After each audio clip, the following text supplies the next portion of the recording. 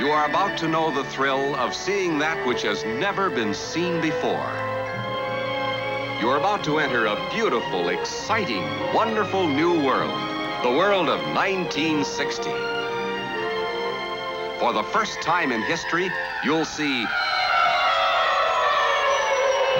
not one, not two, but three completely new kinds of Ford cars for 1960. A wonderful new world of Fords.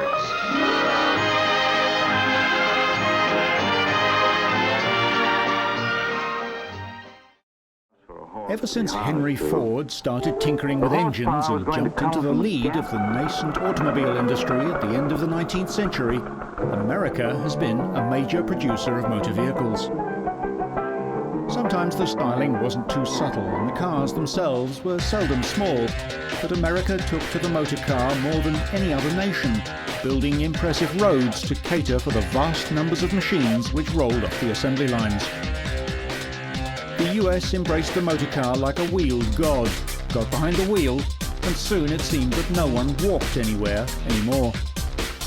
Personal mobility meant that people could be anywhere they wanted to be in just a few minutes, so they moved further away, and towns became sprawling conurbations across hundreds of square miles, and journeys became longer and longer.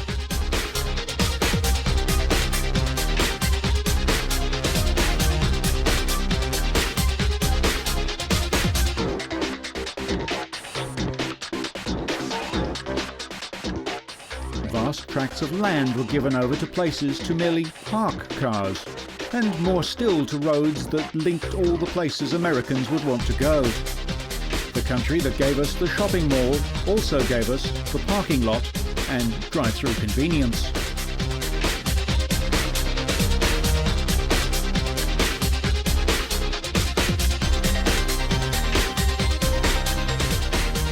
A whole new culture emerged, centered around the motor vehicle, and it seemed that just about anything could be done in a car, even dining out.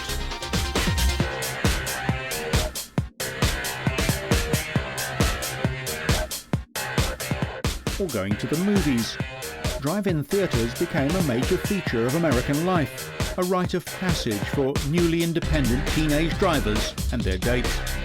As the United States highway system began to develop in the 1920s, long-distance road journeys became more common, and the need for inexpensive overnight accommodation close to the main roads led to the growth of the motel, literally the motorist's hotel. About the time that Henry Ford was building his first cars, so too was Ransom Olds. Early cars looked like, and really were, horse-drawn carriages without the horse. General Motors bought Oldsmobile in 1908, and during its 107-year history, the company produced 35 million cars. When it was killed off by GM, Oldsmobile was the oldest surviving American automobile marque, and one of the oldest in the world after Daimler and Peugeot. But it is Henry Ford that the world knows as the father of US motoring.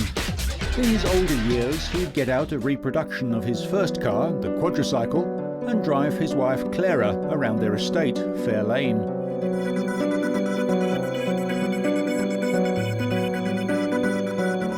Ford's impact was felt not just in creating motor cars, but in economics, production, management and engineering. He worked out that the more cars he built, the cheaper he could sell each one, and thus was born the economy of scale. The price of Ford's Model T dropped every year as more and more were built. By 1918, half of all the cars in America were Model Ts.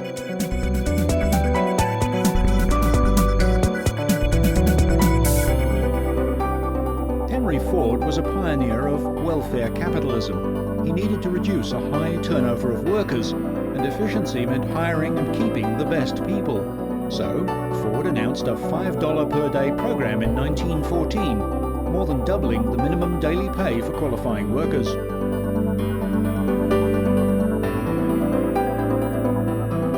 Ford claimed that with this voluntary change, labour turnover in his plants went from huge to so small that he simply stopped bothering to measure it. $5 a day, and also a 40-hour working week, he was criticised by other industrialists and by Wall Street. But he proved that paying people more would enable Ford workers to afford the cars they were producing, and it was good for the economy. By bringing the parts together on a moving assembly line and by simplifying the work so that he didn't need to find skilled craftsmen, Ford was able to build hundreds of cars a day. The production line and mass production soon became common expressions, and their influence would forever change almost every industry on Earth. A Sunday afternoon drive with the family became a national pastime. For some families, it became a ritual, a habit. It was possible to travel quite large distances to visit family and friends, even if actually getting going took quite a while. Sometimes the roads weren't too good either.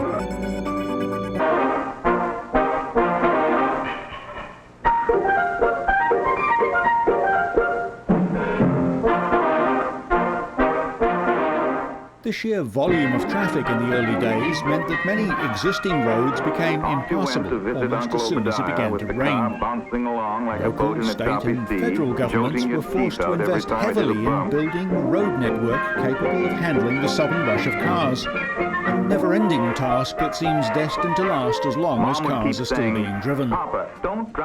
Bigger vehicles just made it worse, even if they were employed in the construction process itself. The First World War was the first major conflict where petrol-powered vehicles had played a significant part. And in return, the development of vehicles such as the truck were greatly accelerated once their usefulness was apparent.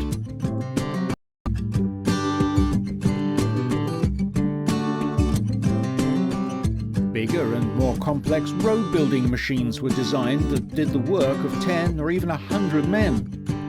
Hard surface roads were developed, roads that wouldn't get chopped up into muddy quagmires in the rain and wouldn't become rock-hard and dusty in the heat of summer.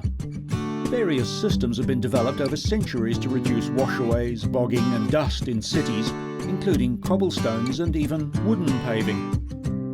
Tar-bound macadam was applied to roads towards the end of the 19th century in cities like Paris. Tarmac was patented by Edgar Purnell Hooley in 1901 and is a mix of tar and aggregate like granite chips, compacted with a road roller. Adding small amounts of Portland cement, resin and pitch modified the tar. Other roads were made with concrete, but as speeds rose, some surfaces offered better grip when wet or dry than others, while extremes of temperatures made some melt or crack. As oil production increased, a byproduct called asphalt became available in quantity and replaced tar, thanks to its reduced sensitivity to temperature. Roads joined villages, towns and cities in all directions right across America. The motor car, and specifically the Model T Ford, wasn't only about personal mobility. It brought home the shopping, carried the doctor on house calls, and a whole new industry of mechanics, services, garages, petrol and oil supplies grew up to provide the vital provisions needed by the car. For the first time, Americans were able to travel more than a few miles from home inexpensively. They were able to roam and explore their own country in their own cars. They were able to visit the great national parks, set aside for the people, but which few people have been able to reach or explore. The weekend getaway, shooting, fishing and hunting, or just a day trip into the countryside with the family became not just a possibility, but a reality. And the vehicle used for these idyllic moments was, inevitably, a Model T Ford. People made jokes about them, but in the 19 years it was in production, over 15 million Tin Lizzies were built, a record it would take the Volkswagen Beetle 27 years to beat, 45 years later. Another famous American brand name to see 3 centuries is Buick, who built a closed car years before Ford. Buick was the mainstay of what would become General Motors. Despite its history and technical superiority of a century ago, Buick was nearly killed off in the disastrous first decade of the 21st century. But of course, the motor car has had a pivotal role from the very start in that other favourite of the American public, the motion picture.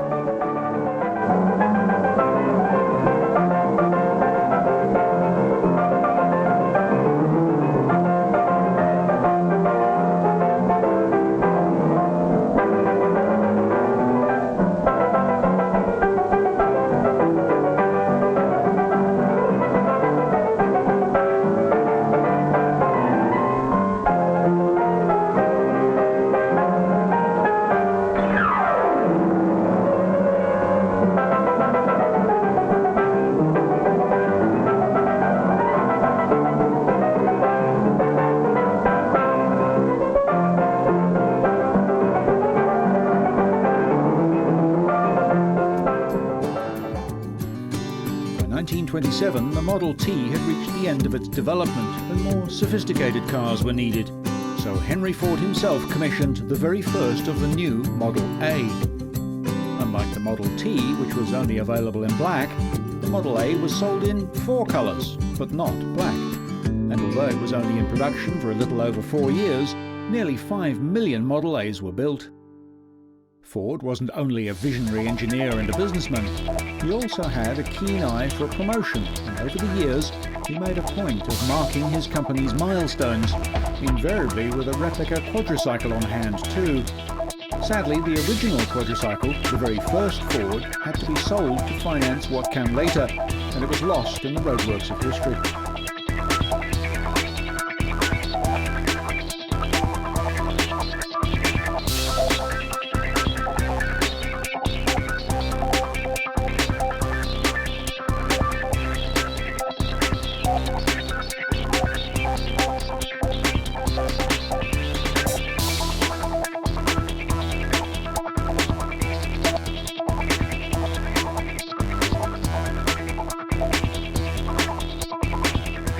But it was this car, the Ford Model 18, but usually called simply the Ford V8, which would come to define American motoring. Variations on the 8-cylinder engine would become almost universal across the US motor industry. The big rumbling engines would become the basis for generations of cars, millions of vehicles, and a national obsession with what would become known as muscle cars. Mr. Ford was on hand as the 1 millionth and 3 millionth V8 rolled out the factory door.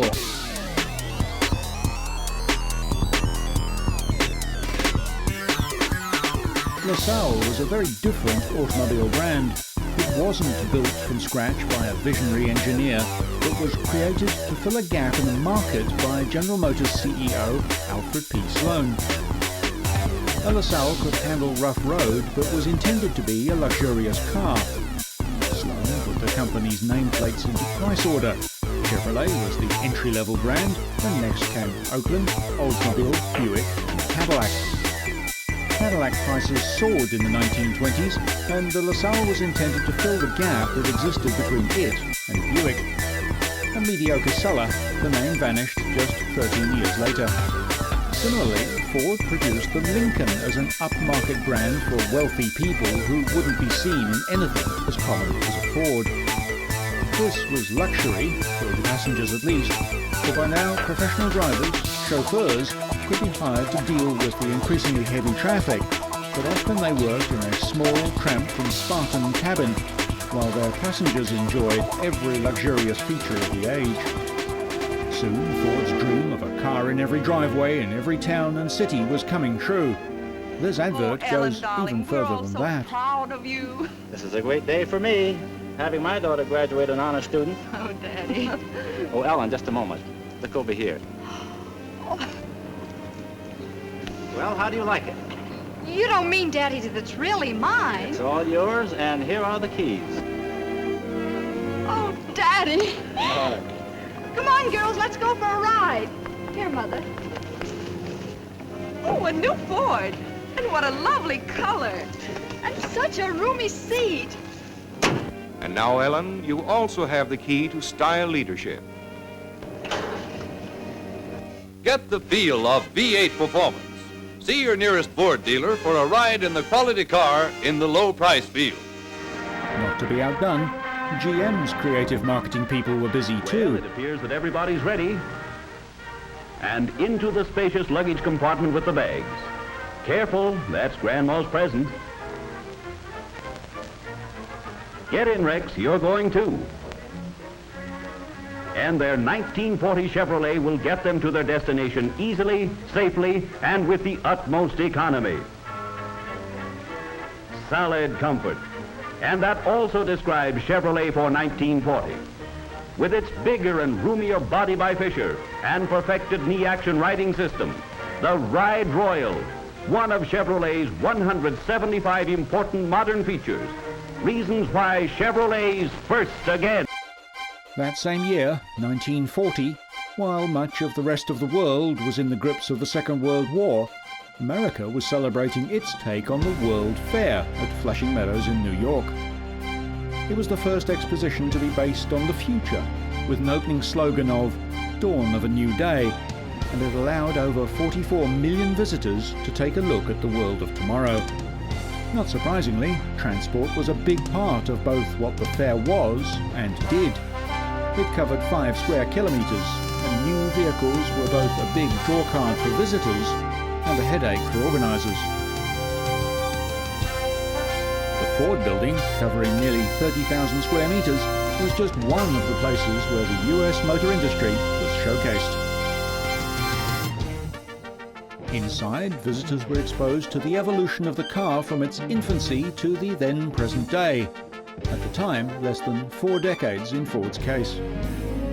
The main entrance hall is a symphony in color and a fascinating introduction to what follows. Here is a panorama of the motor car age, starting with the first Ford car, built in 1903, and coming down to the present Ford, Deluxe Ford, Mercury, Lincoln Zephyr, and Lincoln, style leaders for the road of tomorrow. And dominating the centrepiece was Ford's cycle of production, a 30-metre turntable weighing over 150 tons and floating in over 70,000 litres of water. It used animated models to reveal how the car industry spreads employment across many sectors of society and into areas far removed from the actual car-making factories. How the automobile industry spreads employment back through its suppliers, back to the raw materials. Once out of the exhibition hall, visitors were invited to ride on what was dubbed the Road of Tomorrow. We would call them flyovers and take them for granted. General Motors was a conglomeration of car brands.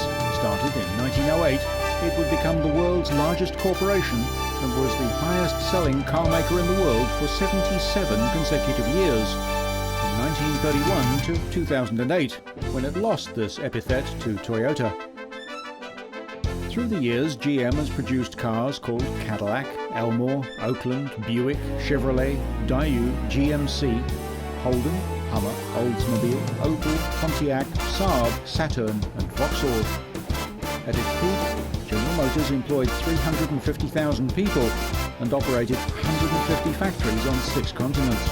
The 1940 hydromatic Oldsmobile saw another momentous step in the evolution of the automobile. It was the first mass-production car fitted with an automatic gearbox. Cadillac began working on a shiftless transmission in 1932, but Oldsmobile introduced the hydromatic because it produced more cars than Cadillac at the time, and to protect Cadillac's reputation if the market rejected the new transmission.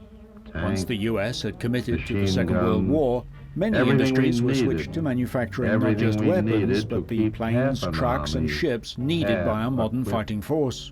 The US built over 150,000 battle tanks, 250,000 cannons, over 2.5 million machine guns, and 2.25 million military trucks. The war, just as in the First World War, prompted engineering advances at a much greater rate than in peacetime. Also, developments in mass production that came directly from the motor industry were applied to the munitions factories, and much of industrialized America became a war machine making war machines. The US also built over 300,000 military aircraft, and Henry Ford's magic was at work here too. The B-24 Liberator heavy bomber was the most produced American aircraft in history, with over 18,000 built. Ford opened Willow Run, the world's largest factory outside the USSR, in August 1942. There, on the biggest assembly line in the world, 428 B-24s a month were built. The Army asked 135 companies for working prototypes of a 4-wheel drive reconnaissance car, setting a deadline of just 49 days. Working without pay, freelance designer Carl Probst drew up plans for the Bantam prototype in 2 days, estimated the total cost of the vehicle, and submitted a bid in 5 days, complete with blueprints. The Army chose Overland Willys with Ford as the second supplier to build what became known as the Duke. After the war, thousands of Army surplus vehicles were spread all over the world, and on weekends, groups of US Jeep fans took their hardy little vehicles out into the wilderness. These weekend warriors became rampaging ridge runners, keen to put their Jeeps and themselves to the test in some tough terrain. With none of the safety gear of today's cars, the hardy passengers risked being flicked out, not only from their seats, but right out of the vehicles. And when things got hot, a cooling off period didn't mean a seat on the sidelines, but a seat in the middle of the action. Wet or muddy, This is the New West with a posse on Jeep back skidding off to the old cry, they went that-a-way. Post-war reconstruction was harsh, but by the 1950s, people were looking to a bright new future, and the car industry responded in kind. New factories and new workers churned out new cars that just seemed to get bigger and bigger. About this time, American cars became irrelevant to the rest of the world, and vice versa. They were too big for many European cities and roads, and their styling was too brash for countries still recovering from the debilitating effects of World War II. In Detroit, no one seemed to care. They were hard at work fulfilling local demand. In the 1950s, the area had the highest median income and the highest rate of home ownership of any major US city. 4 out of every 5 cars in the world was made in the US, half of them by GM. It became so bad no other car companies had the capital or the know-how to enter the global car business. Newton on the south GM's side main US rival, took over Ford, an hour. was half its size.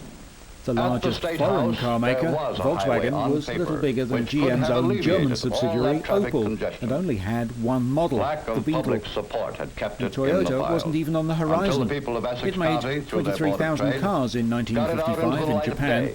compared Here to you see 4 it on the million map. manufactured by Highway GM in the 128. US.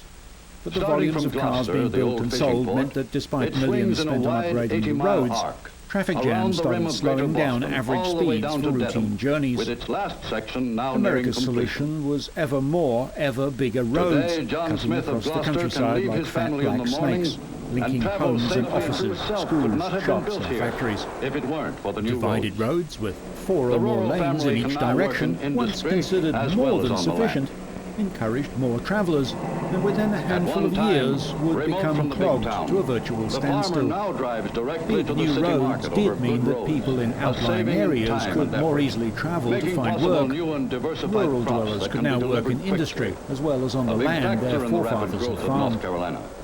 Farmers, once isolated from their markets, could now drive there easily, One of the saving dramatic valuable changes in daylight rural hours. life is in the schools. Better The transport old meant one-room school children schoolhouse could has been attend replaced schools by the further away big from home central than their school. parents and grandparents 15 did. years ago, these youngsters Rural living 20 one-room miles schoolhouses apart and would single never have known teachers one were another. replaced by big Nor would they modern have had the schools with specialized teams of equipment and specialist training in one of teachers. the finest rural This school meant systems greater in the country. challenges for growing minds and the teachers, but better resources too.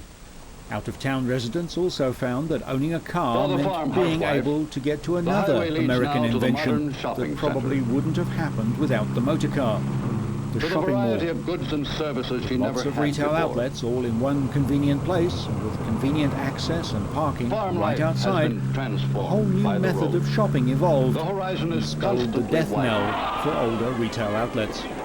Away from the rush of changes bought and wrought by the automobile, The rural an family annual looks car beyond the show was nearby staged by crossroads General for its Motors. social life and From amusement. 1949 to 1961, Motorama tried to boost sales with displays of prototypes, concept The cars good and road other leads to special things models. people couldn't think of Here are years some ago. of the Motorama vehicles, It all connects of the which life of were the farm complete with the life and of the running town. handmade cars that have survived over half a century to the present day.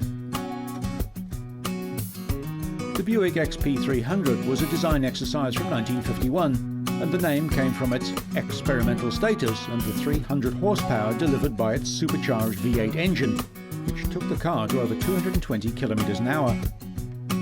Looking half a century ahead of its time, the Buick ran on methanol, had a heat-treated aluminium body, push-button seat adjustment, electric windows, and power jacks. The 1951 LeSabre showcased very advanced ideas. Made of aluminium and magnesium, it had a modern automatic gearbox, a rain-activated self-raising roof, a dual-fuel supercharged fuel-injected V8 engine, and built-in hydraulic jacks.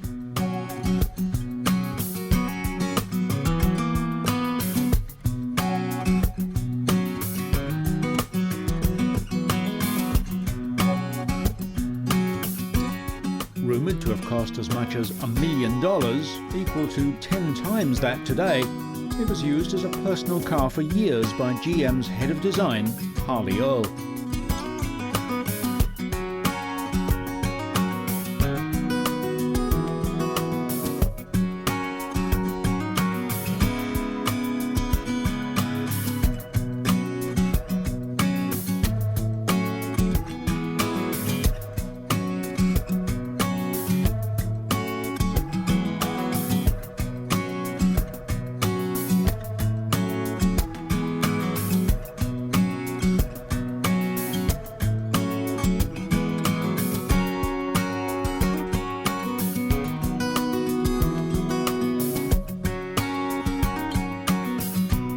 GM's experimental turbine engines went into a needle-nosed, fiberglass-reinforced plastic delta-wing vehicle, the Firebird 1. 4 years later, in 1956, the more refined 4-passenger Firebird 2 appeared, using the first regenerative gas turbine, which allowed the use of air conditioning and power steering. Firebird 3 was built in 1958. A 2-passenger turbine car, it had a single joystick controller replacing the steering wheel and pedals. The Buick Centurion appeared at the 1956 Motorama. Its bodywork was made of fiberglass and its cabin was inspired by an aircraft. The bubble roof was more stylish than it was practical, but the swooping rear fins would appear on production cars 3 years later. A 325 horsepower V8 engine was fitted, and decades ahead of its time, a television camera reported on what was behind the car to a small TV screen in the dash. When the doors were opened, the seats slid backwards automatically to give better access to the red leather and brushed metal interior. The Buick Skylark was made in 6 production runs. Each design varied due to changing technology and tastes. Introduced to mark Buick's 50th anniversary, the Skylark was one of 3 special convertibles produced in 1953. Of the 3, the Skylark had the biggest production, with 1,690 units. Design chief Harley Earl convinced GM they needed a 2-seater sports car because returning soldiers were bringing home MGs, Jaguars and Alfa Romeos. With his special projects crew, Earl began Project Opal in 1951. The result was the hand-built EX-122 Corvette prototype, first shown at the 1953 Motorama at the Waldorf Astoria in New York. Production began 6 months later, with both a heater and a radio as extra cost options. The Corvette was rushed into production to capitalize on the enthusiastic public reaction to the concept car, but it was underpowered and the project was almost cancelled. The 6-cylinder engine and 2-speed auto gearbox won few friends. The concept car was used as a test mule for the V8 engine that was fitted in 1955. It is now in a museum in Atlantic City. In contrast, the volume-selling cars no matter were a little where more you're going, ordinary. Getting there is a real treat when you drive Chevrolet, the best-looking, best-driving car on the road. Try a handsome new, gleaming new 9-passenger Beauville. For shopping, for hauling a full load of kids to a picnic, you name it, the Beauville fills the bill. Or step into a Bel Air Sport Coupe, long, low, distinctive, truly Chevrolet in design and performance. You'll like Chevy's Get Up and Go, as exciting to drive as it is appealing to the eye. And how easily the new Chevrolet handles a little lady, a big station wagon. How nicely it corners on a bumpy road. Cadillac's identity as an American automotive icon was unmistakable by 1957. The cars celebrated the good life with voluptuous styling and vast chrome trims, backed up with some real engineering creativity. Reaching into the luxury stratosphere was the 1957 Cadillac Eldorado Brougham, costing $13,074. One of the most interesting Cadillacs of the 1950s, this low-slung, pillarless sedan featured center-opening doors and a roof capped in brushed stainless steel, one of Harley Earl's favorite touches.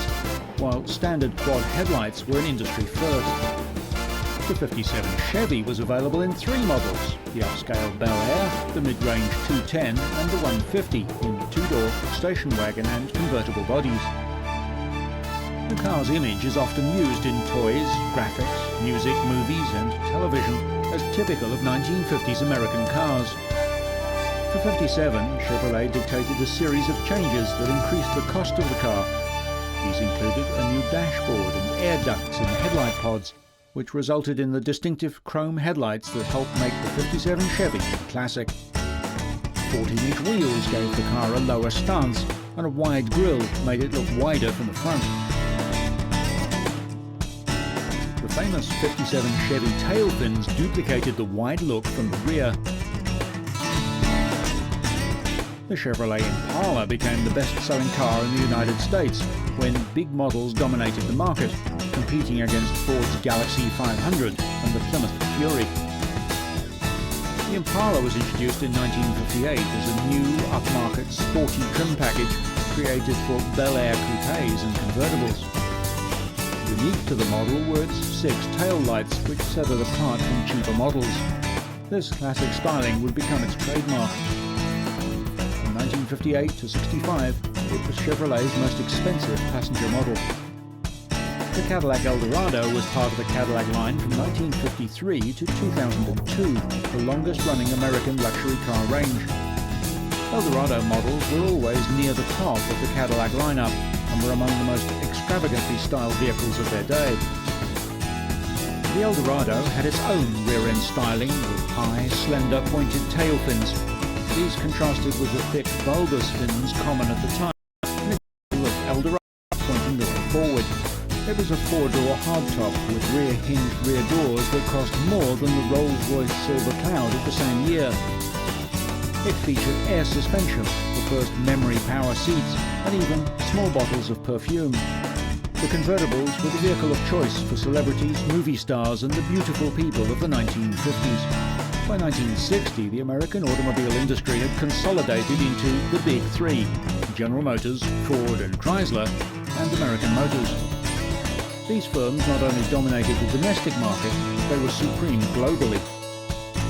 In 1960, American companies built 93% of the cars sold in the United States, and 48% of world sales were by US-owned subsidiaries in countries on every inhabited continent.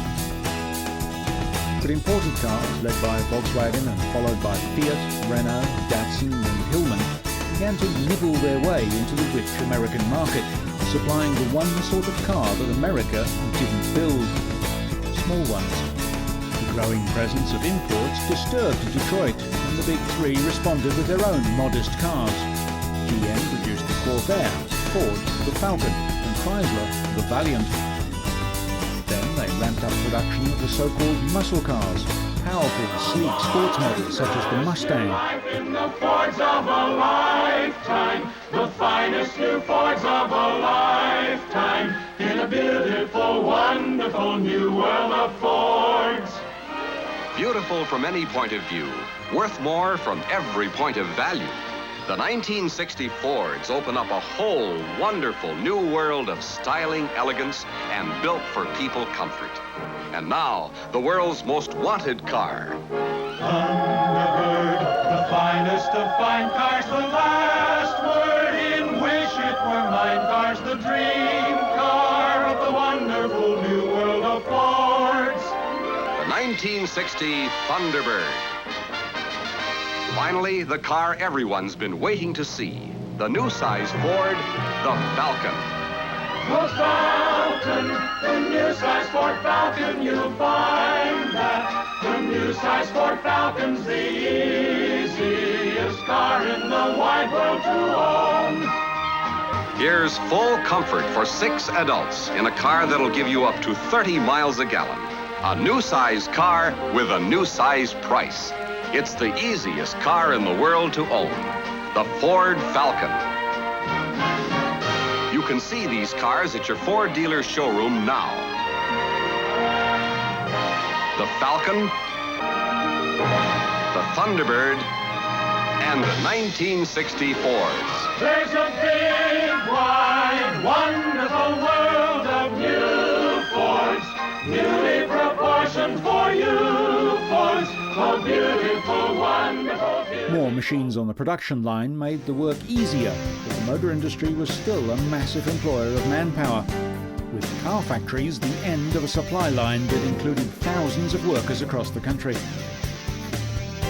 Cuba is famous for retaining its pre-1959 American cars, which are kept running by any means possible.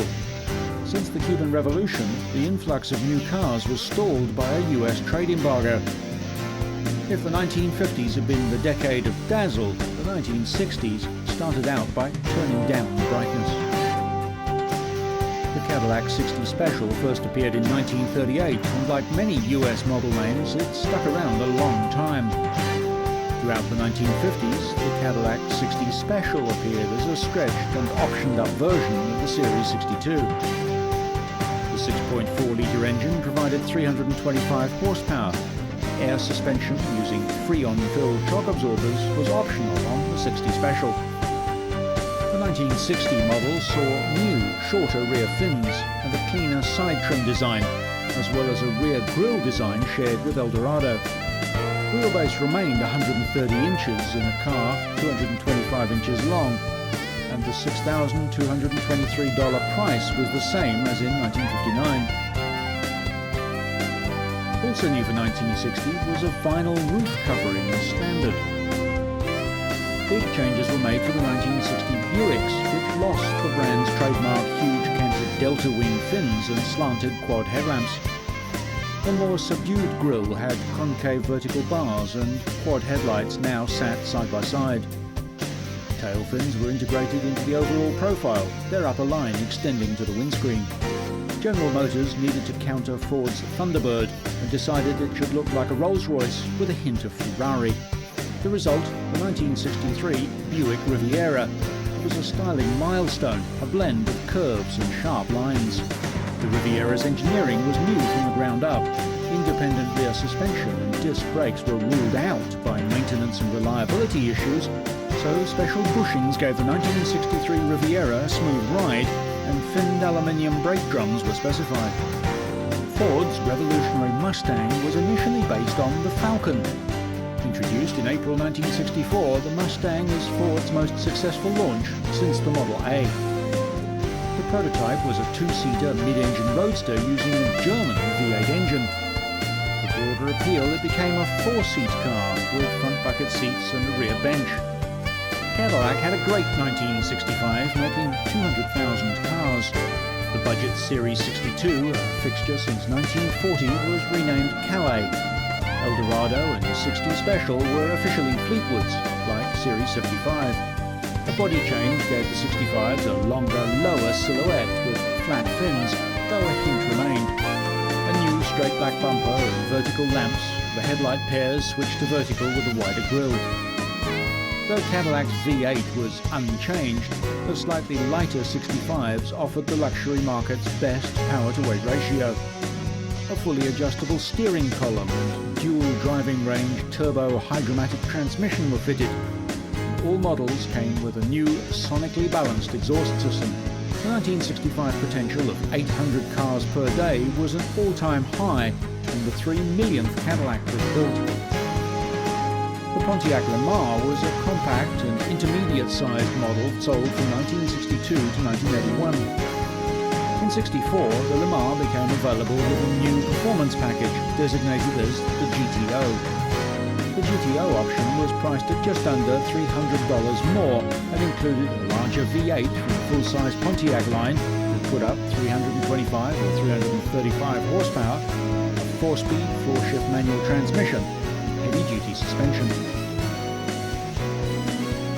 In the late '60s, Pontiac's GTO was the definitive muscle car, available as a two-door hardtop or convertible.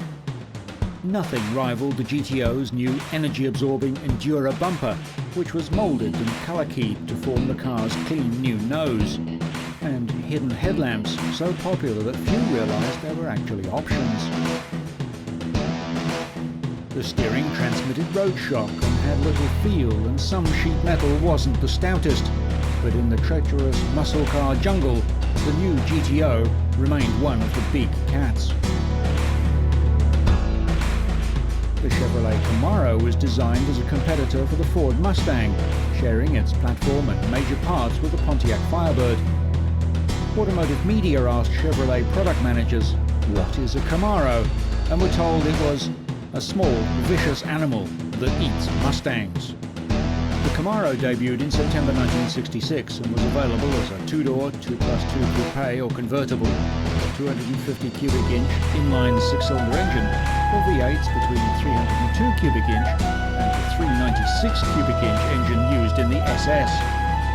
A revamp of the original 1967 body created unique styling for just this season, carried on to the 1970 model when production problems delayed the redesigned next-generation Camaro. The Super Sport, or SS, added about $300 to a Camaro and included stiffer suspension and bigger tyres, power front disc brakes, and a non-functional bonnet port. An extra $79 bought a new bonnet with its functional rear-facing inlet.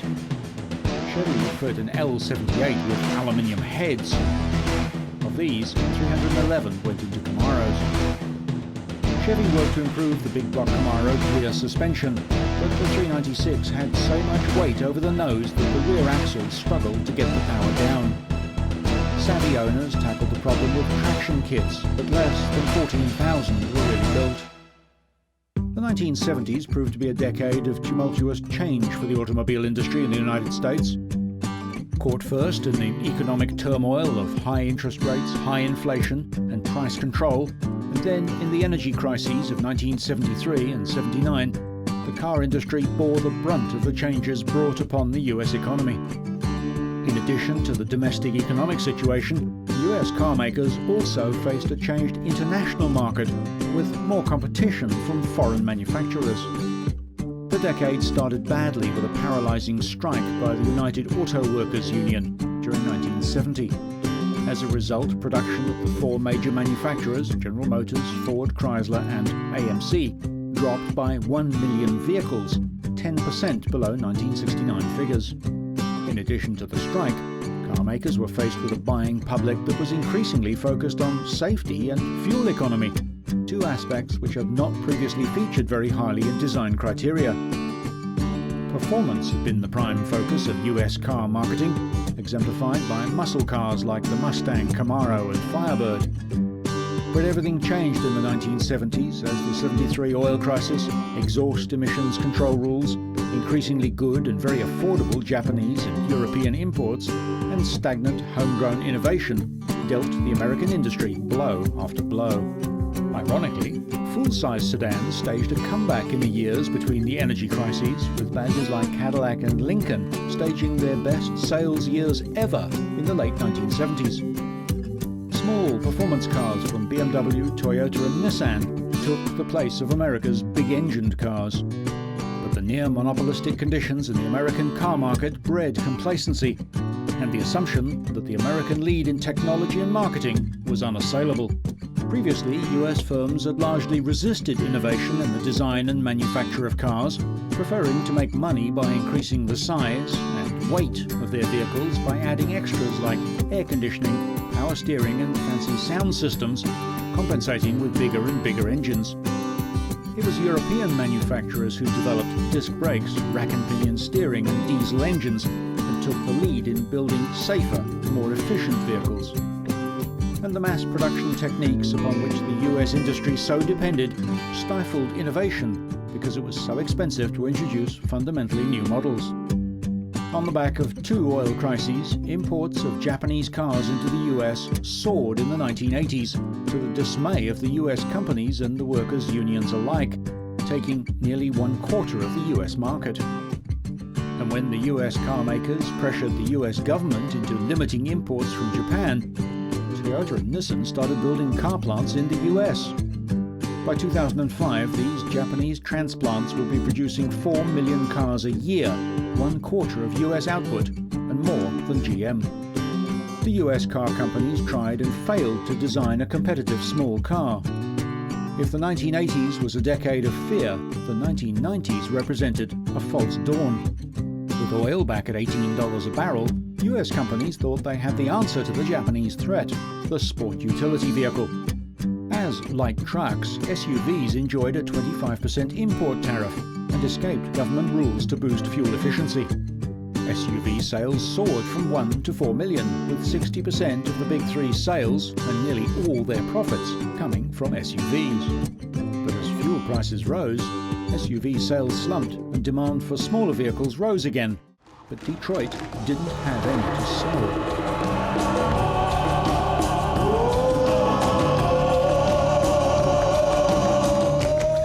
The Cadillac CTS is a mid-sized luxury sports sedan, and later a station wagon too. Launched in 2002 and credited with reinvigorating the Cadillac brand. It marked a return to rear-wheel drive cars and was the first Cadillac to be offered with a manual transmission since 1988. Sales were a sharp improvement over its predecessors, and the CTS received the North American Car of the Year award for 2002. Perhaps proving that poetry in motion wasn't a dead art in America, the Chevrolet SS concept car was revealed in 2003, but was never approved for official production. A four-door, four-seater sports sedan, the rear doors are almost invisible.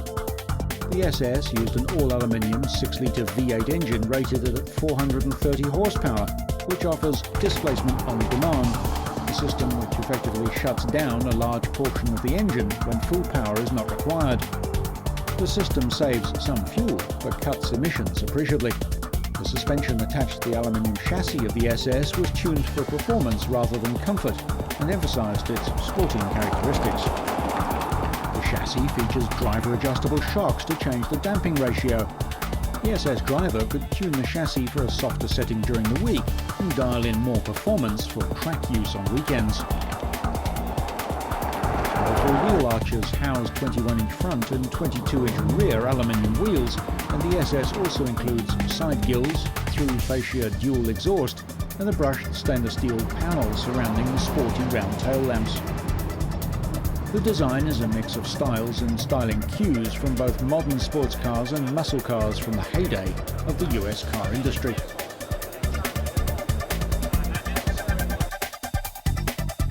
General Motors went broke in the global financial crisis in the first decade of the 21st century. The US government bailed out the company with $50 billion, financing bankruptcy restructuring, mass layoffs, plant closures, and billions of dollars in debt wiped out. But while the past is where we've come from, it is in the future that we will live. The Chevrolet Volt is a viable plug-in electric hybrid vehicle. For the first 40 miles, the Volt runs on lithium-ion batteries, but when the batteries run down, a small petrol engine recharges them, extending the Volt's range to more than 300 miles. Unlike most hybrid electric cars, the Volt is driven only by its electric motor. Although it's slightly older, the hydrogen drive-by-wire or high-wire fuel cell concept car is a long way from series production, although in 2003, GM said that it was confident it could produce a commercially viable model by 2010. The car runs on hydrogen fuel cells to create electricity and uses a drive-by-wire control system. The car's power system and single electric motor are built into a flat chassis like a skateboard, which lowers the car's centre of gravity. With the drive and energy storage systems in the skateboard, the passenger compartment can be a four-door sedan, minivan, or even interchangeable, all using the same drive system. The drive-by-wire system allows the controls to be operated with either of the front seats. The high-wires fuel cell produces 94 kilowatts of power continuously and up to 129 kilowatts for short periods. It is supplied with hydrogen from 3 tanks in the chassis, and the electric motor gives the 1,800 kilogram vehicle a top speed of 100 miles an hour. Hydrogen, the most common element in the universe, almost certainly holds the key to future energy needs. But the vehicles that use it will look nothing like the cars that have come from America over the last century. The wonderful thing about the American road is the freedom it gives us. You've only to get in your car and start driving to feel it. The American road.